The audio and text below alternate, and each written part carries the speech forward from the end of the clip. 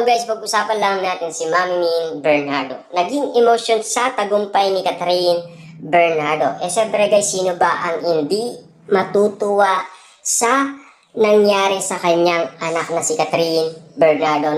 Kitang-kita naman natin ngayon guys, nakakuha nga naman ng award at nanalo pa sila guys sa pinaka malupitan na abulan ng earnings. Ibig sabihin yan guys, talagang kitang-kita na natin na napagtagumpayan ni Catherine Bernardo at Alden Richard ang pinaka-highest earnings sa buong Pilipinas. Diba? Kita niyo naman guys, nagawa nila. Dahil todo nga naman guys sa sipag sina Catherine Bernardo at Alden Richard sa pagpupromote. Diba? Kita niyo naman guys, no? Ang mga nangyari kahit may duda at takot silang nararanasan at kaba. Dahil sa pag-open pa lang kasi guys ng kanilang movie, doon na lumabas guys lahat ng takot at kaba ni Catherine Bernardo, Alden Richard at Derek Cathy. Pero ang hindi nila inaasahan guys, napakaganda ng resultang mga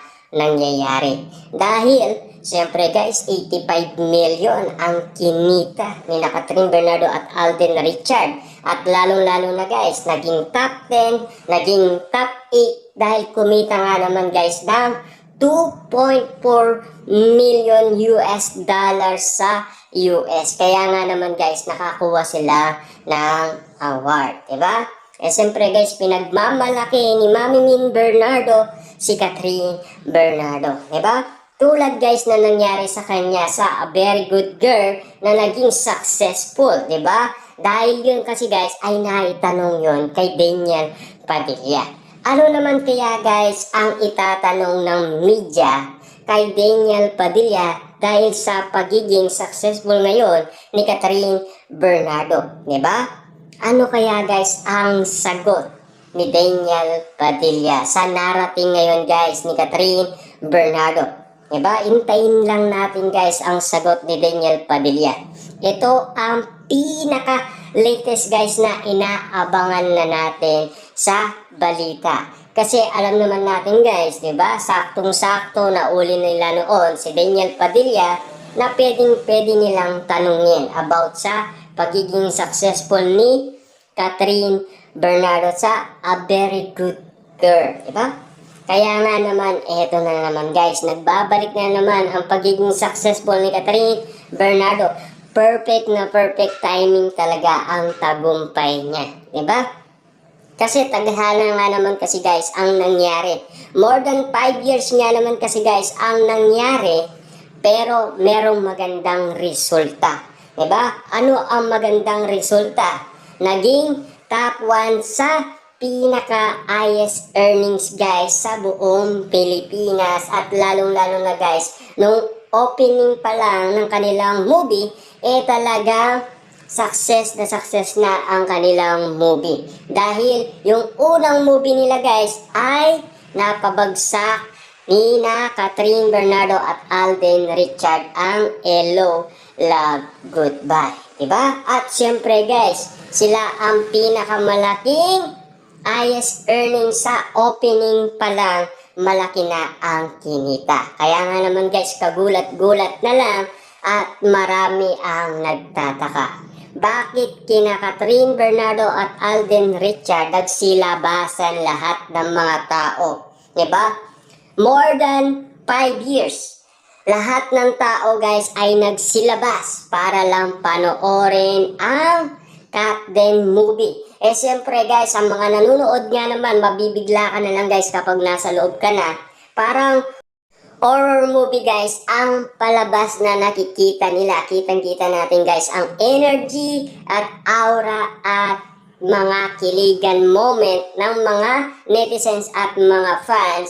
Siyempre guys, sumisigaw at napakasaya nila at enjoy na enjoy sila sa panonood ng Catden movie. Na parang nakakita ka guys ng kabaliwan sa loob ng sinihan dahil siyempre guys, pilian kasi ang mga netizens at mga fans sa kakapanood ng Hello, Love Again. Kitang-kita natin guys na parang nakakatakot kasi ang kanilang pinapanood. Pero, siyempre guys, ang pinapanood nga naman nila ang pagbabago ni Catherine Bernardo na first time nilang nakitang ginawa ni Catherine Bernardo. Sa tagal-tagal nga naman guys na nakasama ni Catherine Bernardo si Daniel Padilla, doon lang sa Hello Love Again, nakita nila ang kakaibang Catherine Bernardo na hindi talaga guys inaasahan ng marami ang gagawin ni na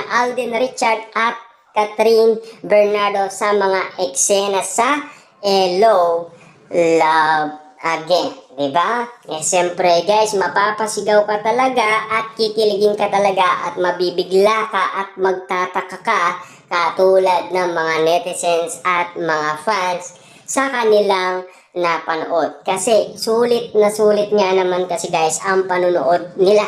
At dahil sulit na sulit guys, siyempre nakakuha ng award si Catherine Bernardo. At siyempre guys, kitang-kita na natin guys na napaiyak umano si Mami Min Bernardo sa pasasalamat guys sa tagumpay ng kanyang anak. At siyempre napaiyak din guys ang isang netizens kay Mami Min Bernardo dahil kitang-kita naman natin guys baka sa mukha ni Mami Min Bernardo ang kaligayaan dahil sa tagumpay ni Catherine Bernardo, di ba? Grabe nga naman guys ang tagumpay ni Catherine Bernardo. Perfect timing talaga lahat ng nangyari umano guys sa Catben. Hindi natin inaasahan na ganito ang mangyayari sa kanila at hindi naman din nila guys inaasahan ang ganitong sitwasyon. Ibig sabihin talaga nito guys, tadhana at perfect timing ang nangyari sa kanila.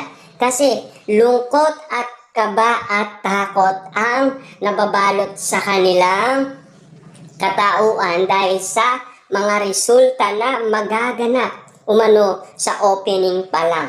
Pero dahil sa opening pa lang guys, talagang sumisigaw na si Catherine Bernardo sa saya at sa tagumpay. Lalong-lalo na guys si Alden Richard. Kitang-kita naman natin guys, nag-enjoy sila dahil alam nila guys, minahal ng mga netizens ang kanilang movie dahil sa tagumpay na ginawa ni Catherine at Alden.